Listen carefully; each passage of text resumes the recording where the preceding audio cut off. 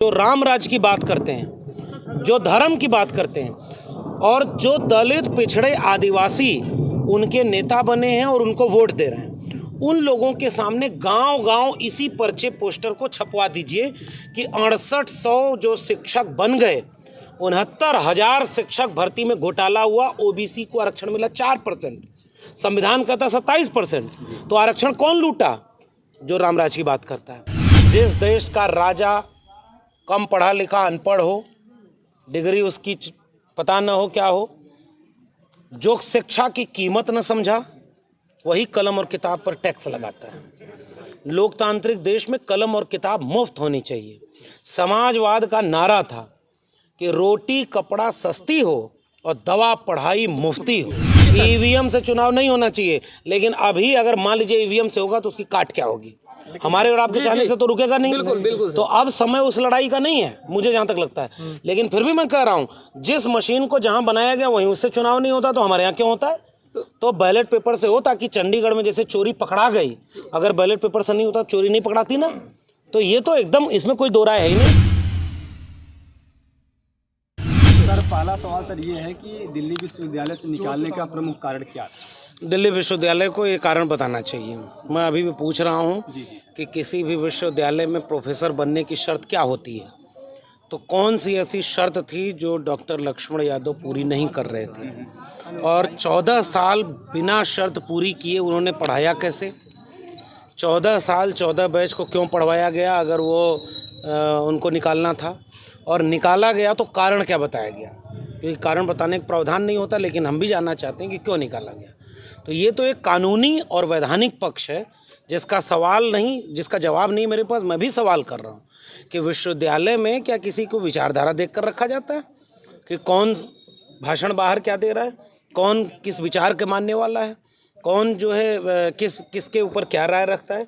ये तो प्रोफेसर की नौकरी के लिए कोई पात्रता नहीं है। तो ये कोई वजह तो हो नहीं सकती। इसका मतलब कुछ लोगों की सत्ता डोल रही थी, कुछ लोग नहीं चाहते थे कि उनसे बिना डरे आंख में आंख मिला करके कोई प्रोफेसर बोले। कुछ लोग नहीं चाहते थे कि कोई संविधान को तोड़ने बर्बाद करने की बात करे, तो कोई संविधान बचाने की बात कैसे कर सकता है? सब लोग उनके पैरों में गिर गए, तो कोई वाइस चांसलर बन रहा है, कोई प्रोफेसर बन रहा है, कोई कुछ बन रहा है। और ये क्यों नहीं हमारे चरणों में गिरे? ये क्यों हमारे विचारधारा पर सवाल उठाते हैं? तो ये देश के लिए बहुत खतरनाक है। स्कूल, कॉलेज, विश्वविद्यालय हर विचारधारा के लोगों को होना चाहिए, क्योंकि वो संविधान से चलता है। आप एक पार्टी का प्लेसमेंट सेंटर नहीं होता वो। और यहाँ पर पूरे देश के कुलपति कहाँ से बनाए जा रहे हैं? झंडेवाला से, नागपुर से। पूरे देश में प्रोफेसर कौन होगा? नागपुर बताएगा। जज कौन होगा? नागपुर बताएगा। मीडिया में क्या चलेगा? नागपुर बताएगा। देश में संविधान बदलना है कि नहीं बदलना, नागपुर बताएगा।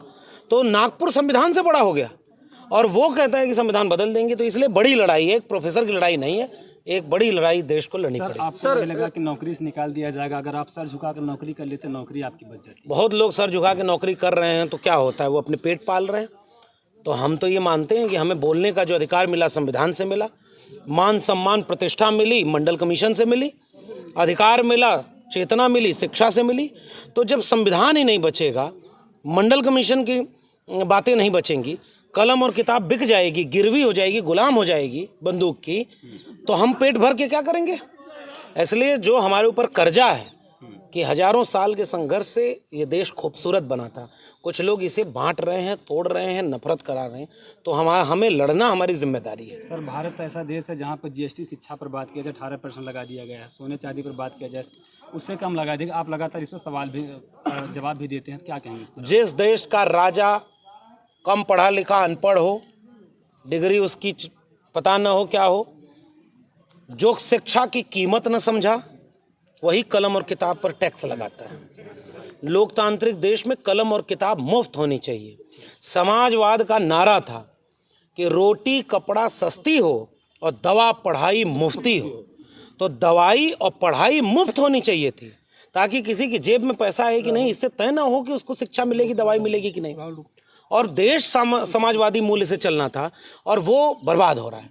तो इसलिए हम ये देश बचाने के लिए समाजवाद और अम्बेडकरवाद को मिला करके इस देश के 90% लोगों की बात कर रहे हैं। सर, दिल्ली विश्वविद्यालय से आपको निकाले जाने के बाद आपको लेकर तमाम अफवाहें भी सामने आई, जिसमें बताया ये गया कि आपका राजनीतिक क्षेत्र में ज़्यादा रुझान था, जिसमें जो है उत्तर प्रदेश के पूर्व मुख्यमंत्री अखिलेश यादव से अच्छे संबंध को भी दर्शाया गया, ऐसा कुछ कहा जाता रहा। आप क्या कहना चाहेंगे इस पर? मैं ये कहना चाहूँगा कि अच्छा, अखिलेश यादव जी से मिलना कहाँ गलत लिखा है, किस संविधान में लिखा है? और दिल्ली विश्वविद्यालय के कई प्रोफेसर संघ की शाखा में जाकर टीवी पर बैठकर रोज जहर फैलाते हैं। राज्यसभा के सांसद हैं। इलाहाबाद विश्वविद्यालय के हमारे प्रोफेसर थे मुरली मनोहर जोशी, वो शिक्षा मंत्री बने। तो प्रोफेसर सरकारी मुलाजिम नहीं होता, प्रोफेसर आज़ाद होता है कि वो समाज में जाकर अपनी राय रखे, अपनी बात करे, संविधान को बचाने की बात करे।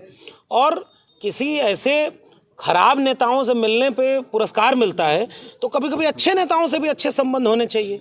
तो हम तो चाहते हैं कि जो मोहब्बत की बात करे, जो समाजवाद की बात करे, ऐसे नेताओं से भी संबंध रखना चाहिए। सर, नियम में कहीं सर, ये नियम में कहीं नहीं लिखा था कि आप क्या करेंगे क्या नहीं करेंगे। तो सर, राजनीति को लेकर जिस तरह से आप पर सवाल उठाए गए, आप पर आरोप प्रत्यारोप लगाए गए और उसके बाद आपको पद से तो विमुक्त कर ही दिया गया है, तो आने वाले दिनों में जो लोकसभा चुनाव 2024 आ रहा है, तो आपकी क्या भूमिका रहेगी? हमारी भूमिका ये रहेगी कि एक तो कोई आरोप प्रत्यारोप नहीं, ये सब तो बातें हैं।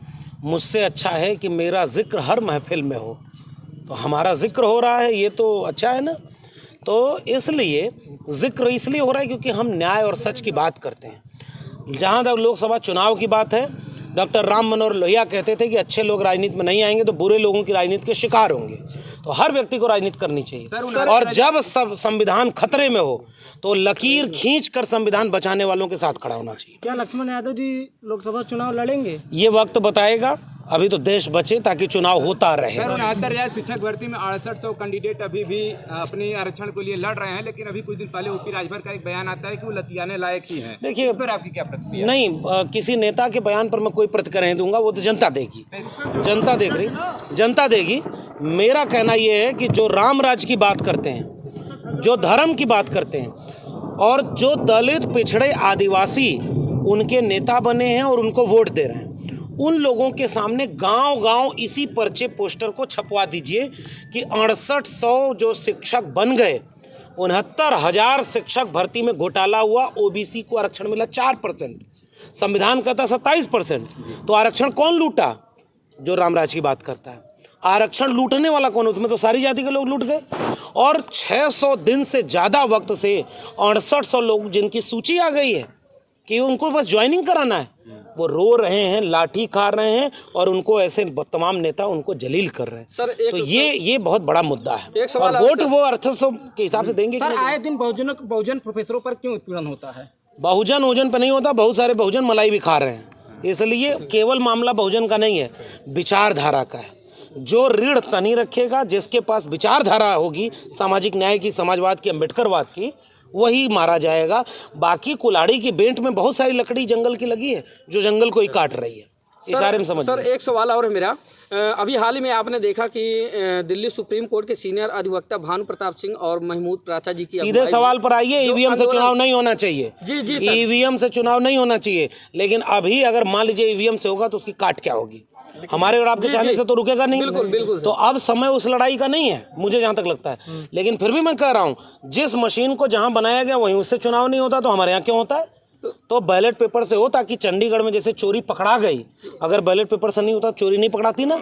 तो ये तो एकदम, इसमें कोई दो राय है ही नहीं। तो सर, कहा जा रहा है कि ईवीएम से लोकतंत्र को खतरा है आने वाले दिनों में। अरे वो खतरा चंडीगढ़ मेयर बता नहीं दिया। सर, मैंने ग्राउंड रिपोर्टिंग किया है। लोग कहते हैं, जैसे कि दलित के कुछ लोगों से हमने जब बात किया, वो लोग बोलते हैं कि ईवीएम से होगा तो वोट नहीं देंगे। अगर मान लीजिए ईवीएम से ही वोट होती है, अगर वो वोट नहीं देते तो फायदा तो दूसरी पार्टियों को एक तरफा पूरे देश में अगर ये माहौल बन जाए, संविधान बदलने वाले को बदलना है, तो वो ईवीएम में बदलाव नहीं कर पाएगा। 100 में 60 वोट अगर एक तरफ पड़ जाए तो ईवीएम से कितना चोरी करेगा?